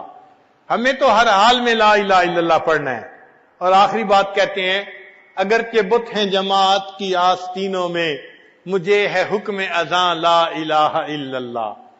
تو ہم اگر لا الہ الا اللہ پڑھیں گے، اس سے ہمارے دل منور ہوں گے، ہمارے دلوں میں اللہ کی محبت آئے گی، اور دلوں سے گناہوں کی ظلمت جو ہے وہ ختم ہو جائے گی۔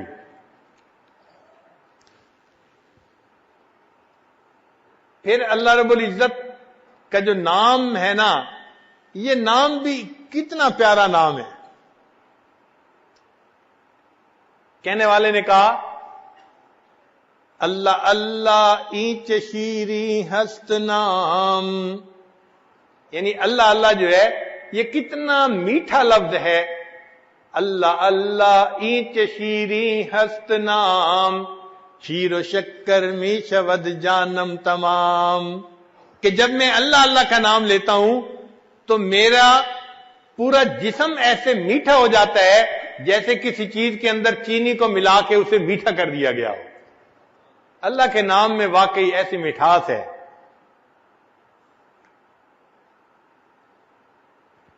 اللہ کے نام کے اوپر کی کتنی عجیب صفات اور معارف ہیں، اس پر محدثین نے پوری پوری کتابیں لکھی ہیں اللہ تعالیٰ کے نام کی، جو معارف ہیں اس کے اوپر۔ چنانچہ چند ایک آپ بھی سن لیجئے۔ ایک تو یہ کہ ندا کے تمام حروف میں سے صرف یا کا حرف اللہ کے نام پر داخل ہو سکتا ہے، باقی حروف کے ساتھ اللہ کو منادہ بنانا جائز نہیں۔ اس کی وجوہات ہیں، مثلا یا ایسا حرف ہے جو قریب کے لیے بھی بولا جاتا ہے اور دور کے لیے بھی بولا جاتا ہے، تو یہ قریب اور بعید دونوں کے لیے استعمال ہوتا ہے۔ اور اللہ تعالیٰ کی ذات بھی ایسی ہے کہ وہ انسان کے قریب بھی ہے اور اپنے عظمت و جلال کی وجہ سے بندے سے دور بھی ہے، تو اس میں بھی قرب بھی ہے، بعد بھی ہے۔ اور چونکہ اس جو ہے حرف ندا کے اندر بھی قرب اور بعد تھا، تو ان صفات کی وجہ سے اللہ تعالیٰ کے نام کے ساتھ یا کا لفظ ہی لگایا جاتا ہے۔ پھر دوسری بات کہ آج تک ماہرین لغات اس بات پر حیران ہیں کہ اللہ رب العزت کا جو یہ نام ہے یہ عربی ہے یا عجمی، سریانی ہے یا عبرانی، علم ہے یا غیر علم، مشتق ہے یا غیر مشتق۔ اسی طرح یا کی حقیقت بھی لوگوں کی نگاہ سے مستور ہے، تو چونکہ نام بھی مستور تھا اور یہ حرف ندا بھی مستور ہے، تو مستور کو مستور کے ساتھ مناسبت، اس لیے اللہ کے نام کے ساتھ صرف یا کا لفظ آ سکتا ہے۔ پھر قرآن پاک میں جتنے بھی منادہ آئے ہیں سب لفظ یا کے ساتھ آئے ہیں، گویا یا تمام حروف ندا میں افضل ہے، اور اللہ تعالیٰ کا نام اللہ تعالیٰ کے تمام ناموں میں سے افضل ہے، تو افضل کو افضل کے ساتھ جوڑ دیا گیا، الافضل للافضل۔ پھر یا ایسا حرف ندا ہے کہ جو بہت جس میں تخفیف ہے، چھوٹا ہے، آسانی سے کہا جا سکتا ہے، اور اس کے آخر میں الف ہے جو کہ مد الصوت کے لیے ہے اور مدادہ کے لیے مناسب ہے، چونکہ لفظ اللہ کے ساتھ کثرت سے اللہ کو پکارا جاتا ہے اور کثرت استعمال تخفیف کا تقاضا کرتی ہے، اور لفظ اللہ کے ساتھ یا کو خاص کر دیا گیا، اس میں بھی تخفیف اور اس میں بھی اس کے لیے بھی تخفیف۔ تمام حروف ندا میں یا ایسا حرف ندا ہے جس کا حذف کرنا جائز ہے۔ معذوف ہونے کی صورت میں ظاہراً یہ حرف مستور ہوتا ہے اور عملاً و تصرفاً ظاہر ہوتا ہے، یعنی ظاہر بھی ہے مستور بھی ہے، گویا اس حرف کا ظاہر بھی ہے اور باطن بھی ہے، اور چونکہ اللہ تعالیٰ کا ظاہر بھی ہے باطن بھی ہے، الظاہر بھی ہے الباطن بھی ہے، اس مناسبت سے بھی اللہ کے نام کے ساتھ اس لفظ کا حرف کا آنا وہ زیادہ جو ہے وہ بہتر نظر آتا ہے۔ اللہ تعالیٰ کے نام میں ایک خوبی یہ بھی ہے کہ اس نام کے جتنے ٹکڑے کرتے چلے جائیں، جو ٹکڑا باقی بچتا ہے وہ اللہ تعالیٰ کے نام ہی کی طرف انسان کو دعوت دیتا ہے۔ مثلا اللہ کا نام لکھا ہوا ہے، اب اس کو پڑھیں تو کون یاد آتا ہے؟ اللہ یاد آتا ہے۔ اب اگر کوئی بندہ فرض کو پہلی الف ہٹا دے تو باقی کیا بچتا ہے؟ للہ، تو للہ کس کی یاد دلا رہا ہے؟ اللہ تعالیٰ کی۔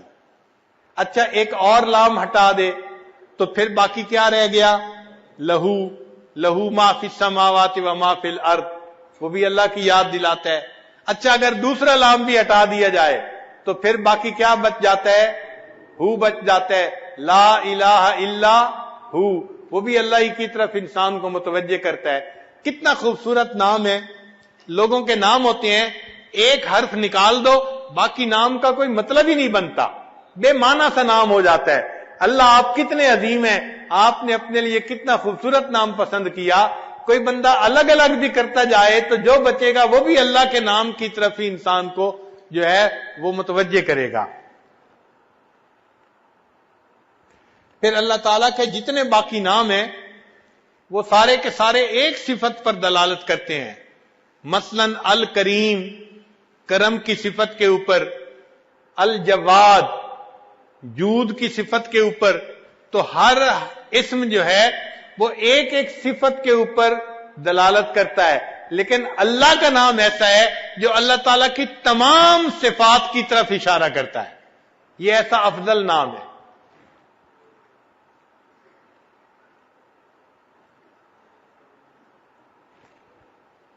پھر یہ بھی سن لیجئے کہ لفظ اللہ سے پہلے اگر کوئی لفظ ہے اور وہ مفتوح ہے یا مضموم ہے تو اللہ کا جو لام ہوتا ہے نا اس کو پر پڑھتے ہیں، اس کو تفخیم کہتے ہیں قراء کی زبان میں۔ یہ تفخیم لفظ اللہ کی جو ہے نا وہ خصوصیت ہے، کسی اور لام میں یہ تفخیم نہیں ہو سکتی، صرف اللہ کے نام کو پر پڑھا جائے گا، اس لیے کہ اللہ کی عظمت کی وجہ سے اللہ کے نام کے اندر بھی ایسا حسن ہے، اس کے پڑھنے کے اندر بھی انسان کو جو ہے وہ پڑھنے میں بھی مزہ آتا ہے۔ یہ کیسا پیارا نام ہے، اذان کے شروع میں اللہ اور اذان کے آخر پہ اللہ۔ ہم اذان دیتے ہیں تو کہاں سے؟ اللہ اکبر، تو پہلا لفظ کیا ہوتا ہے؟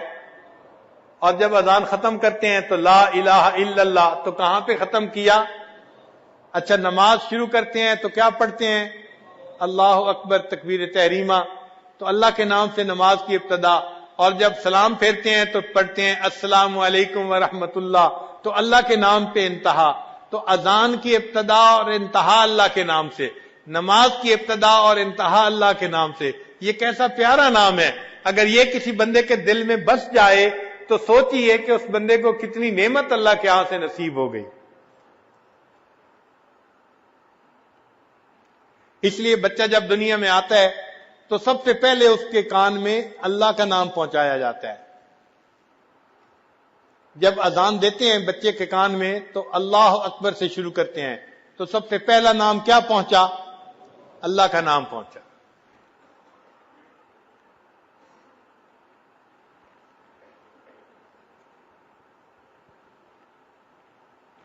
پھر اللہ کسی دوسرے اسم کی طرف مضاف نہیں ہوتا، جبکہ دوسرے اسماء اس کی طرف مضاف ہوتے ہیں، جیسے عبداللہ، کتاب اللہ، تو اس کی طرف تو مضاف ہو رہے ہیں باقی، لیکن اس کی اضافت کہیں نہیں کر سکتے، چونکہ اضافت نقص کی دلیل ہوتی ہے، اس لیے اس نام کی طرف وہ نہیں کر سکتے۔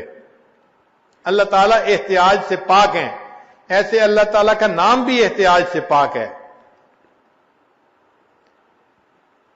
پھر یہ اللہ کا نام پوری کائنات کی جان ہے۔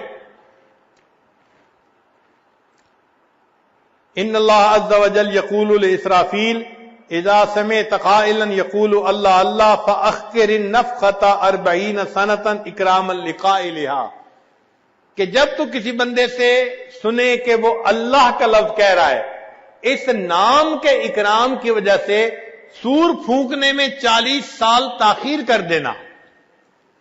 کتنا یہ عظیم نام ہے کہ اس کی وجہ سے پوری کائنات تباہ ہونے سے بچا دی جاتی ہے 40 سال کے لیے۔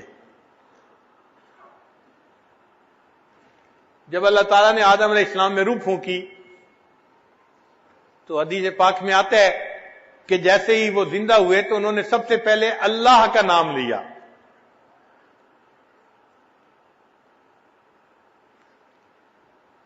ایک اور طلباء کے لیے نکتہ، آپ نے دیکھا ہوگا کہ جب حروف ابجد لکھتے ہیں نا، الف کھڑی کھڑی لکھتے ہیں اور با لیٹی لیٹی لکھتے ہیں، تو با فطرتاً یعنی اصلاً وہ لیٹی ہوئی ہوتی ہے، الف کھڑی ہوئی ہوتی ہے اور با لیٹی ہوئی ہوتی ہے، لیکن یہ با جب اللہ کے نام کے ساتھ مل جاتی ہے، اللہ کے اسم کے ساتھ مل جاتی ہے، جیسے بسم اللہ، تو اس میں جو شروع میں با لکھتے ہیں اس کو بھی کھڑا بناتے ہیں۔ کیوں کھڑا بناتے ہیں؟ اللہ کے نام کی عظمت کی وجہ سے۔ ہمارے لیے سوچنے کی بات ہے، اگر با لیٹی ہوئی تھی، اللہ کے نام کے ساتھ جڑی، اللہ کے نام نے اس با کو کھڑا کر دیا۔ اے انسان، تو بھی دنیا میں پریشانیوں سے لیٹا ہوا ہے، اللہ کے نام کے ساتھ نتھی ہو جائے گا، اللہ تعالیٰ تجھے بھی کھڑا فرما دیں گے، تجھے بھی عزتیں عطا فرما دیں گے۔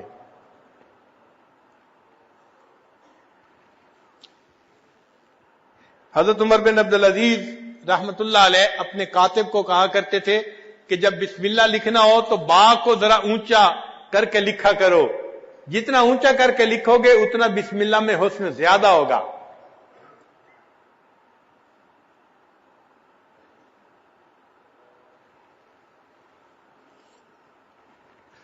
اب اس نام کا ذکر ہم نے کثرت کے ساتھ کرنا ہے۔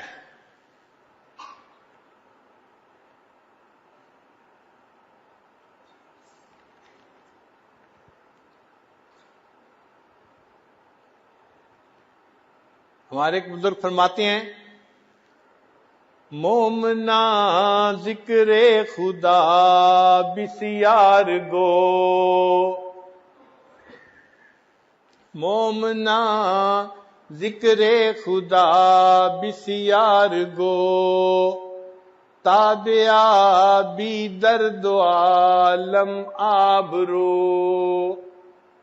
ذکر کن ذکر تا ترا جانست، ذکر کن ذکر تا ترا جانست، پاکیے دل سے ذکر رحمان است۔ جتنا رحمان کا ذکر کریں گے اتنا ہی دل کی پاکی زیادہ بڑھے گی، دل منور ہوگا۔ تو آج کی مجلس میں ہم اپنے دلوں میں یہ ارادہ کریں کہ ہم نے اس ذکر کی کثرت کرنی ہے، لیٹے بیٹھے چلتے پھرتے اپنے اللہ کو یاد کرنا ہے اور اپنے دل کو اس نام سے منور کرنا ہے۔ یہ نام اتنا برکتوں والا ہے کہ حضرت گنگوئی رحمت اللہ علیہ نے ایک جگہ لکھا ہے کہ اگر کوئی بندہ پوری زندگی میں ایک مرتبہ اللہ کا نام محبت سے لے گا، اس ایک عمل کی وجہ سے کبھی نہ کبھی اس کو جہنم سے ضرور نکال لیا جائے گا۔ تو جس نام میں اتنی برکت ہو کہ ایک دفعہ اللہ کا نام اللہ کثرت سے کوئی لے، ایک دفعہ نام لے تو جہنم سے نکلنے کا سبب بنے گا۔ اگر بار بار اس نام کو لیں گے اور رٹیں گے تو اللہ کو کتنا اچھا لگے گا۔ اللہ تعالی ہمیں اپنا ذکر کثرت کے ساتھ کرنے کی توفیق عطا فرمائے۔ ہمارے اکابر خوب ذکر کرتے تھے، بہت زیادہ ذکر کرتے تھے، چنانچہ کتابوں میں لکھا ہے کہ بعض حضرات ستو خشک پھانکتے تھے تو دوسرے بزرگ فرماتے ہیں کہ میں نے ان سے پوچھا اس میں پانی ملا کے کیوں نہیں کھا لیتے؟ وہ کہنے لگے میں نے حساب لگایا ہے، اگر خشک کھائیں تو وقت کم لگتا ہے، پانی ملا کے کھائیں وقت زیادہ لگتا ہے، اور پانی ملانے میں اتنا وقت زیادہ لگتا ہے کہ جس میں 70 مرتبہ سبحان اللہ پڑھ سکتا ہوں، لہذا پچھلے 20 سال سے میں خشک ستو کھا کے گزارا کر رہا ہوں، جو وقت بچتا ہے اس میں بھی میں اللہ کا نام لے لیتا ہوں۔ اور ہمارے اکابر تو فرماتے ہیں کہ ہر سانس کے نکلتے آتے اور جاتے اللہ کا نام انسان لے، ہر سانس کے ساتھ اللہ کا نام، ایک سانس بھی اللہ کے نام سے غافل ہو کر نہ گزرے۔ ہمارے سلسلہ عالیہ نقشبندیہ میں اس کو وقوف قلبی کہتے ہیں۔ وقوف قلبی کا مطلب کہ دل ہر وقت اللہ کے ساتھ جڑا رہے، لیٹے بیٹھے چلتے پھرتے ہر وقت دل اللہ تعالیٰ کی یاد میں مصروف رہے۔ اور واقعی انسان اس نام کو جتنا کثرت سے لیتا ہے، یہ نام انسان کے دل کے اندر اس طرح بس جاتا ہے کہ پھر انسان بھول ہی نہیں سکتا۔ بھلانا بھی چاہو بھلا نہیں سکو گے، بھولنے کی بھی کوشش کرے انسان تو اس نام کو بھول نہیں سکتا، ایسا دل میں بس جاتا ہے۔ چنانچہ شاعر نے کہا روز کہتا ہوں بھول جاؤں انہیں، روز کہتا ہوں بھول جاؤں انہیں، روز یہ بات بھول جاتا ہوں۔ ایسا یہ نام دل میں بس جاتا ہے کہ بندہ بھولنے کی نیت کرے تو بھول بھی نہیں سکتا۔ امام ربانی مجدد ثانی رحمت اللہ علیہ فرماتے ہیں کہ جس بندے کو فنائے قلب کی کیفیت حاصل ہو گئی، اس بندے کو 1000 سال کی عمر دی جائے اور اسے کہا جائے اس 1000 سال میں تم اللہ کے نام کو بھلا کر دکھاؤ، وہ فرماتے ہیں کہ 1000 سال کوشش کرنے کے باوجود وہ اللہ کی یاد سے غافل نہیں ہو سکے گا۔ اب ایسا مقام کہ بھلانا بھی چاہو بھلا نہیں سکو گے، اس لیے ہمارے مشائخ نے لکھا ہے الفانی لا یرد، فانی واپس نہیں لوٹتا۔ واقعی جس کو ذکر میں فنا حاصل ہو جاتی ہے پھر غفلت کا نام و نشان وہاں نہیں آتا۔ اس کی مثال یوں سمجھیں کہ اگر کوئی پھل پک جائے تو کیا پکنے کے بعد دوبارہ کچا ہو سکتا ہے؟ دوبارہ کچا نہیں ہو سکتا۔ کوئی بچہ بالغ ہو جائے تو بالغ ہونے کے بعد دوبارہ نابالغ تو نہیں ہو سکتا۔ اسی طرح جب ذکر میں فنا کا مقام مل جاتا ہے تو بندہ پھر دوبارہ غفلت کی طرف واپس نہیں لوٹ سکتا۔ تو ہم ذکر کو اتنا کریں کہ اس کو نقطہ فنا تک پہنچا دیں، فنائے قلبی کا مقام حاصل ہو جائے اور ہمیں اللہ تعالیٰ شیطان کے فریب سے محفوظ فرما لے۔ یہ ذکر انسان کے پاس اسلحہ ہے، ہتھیار ہے۔ اور آپ نے دیکھا ہوگا کہ جب کوئی فوجی کسی دشمن پر قابو پا لیتا ہے نا تو سب سے پہلا کام یہ کرتا ہے کہ اس سے اسلحہ چھینتا ہے۔ جب بھی فوجی کسی کو پکڑتا ہے کیا کہتے ہیں؟ ہینڈز اپ، ہاتھ کھڑے کرو۔ کیوں ہاتھ کھڑے کرواتے ہیں بھائی؟ اس لیے کہ ہاتھ میں اگر کوئی چیز ہوگی تو نیچے رکھے گا یا نیچے یا اوپر ظاہر ہو جائے گی. تو سب سے پہلے دشمن سے اسلحہ لیتے ہیں. اسی طرح شیطان بھی جب انسان پر حملہ آور ہوتا ہے تو وہ کیا کرتا ہے کہ انسان کو اللہ کے نام سے غافل کر دیتا ہے، وہ اس کا اسلحہ اس سے چھین لیتا ہے. تو ہم اپنے رب سے غافل نہ ہو، بس یہ ذہن میں رکھ لیں، ہر وقت دل میں اللہ تعالیٰ کی یاد ہو. ہمارے مشائخ اتنا اللہ کو یاد کرتے تھے کہ وہ گھنٹوں مراقبے میں بیٹھتے تھے. حضرت مولانا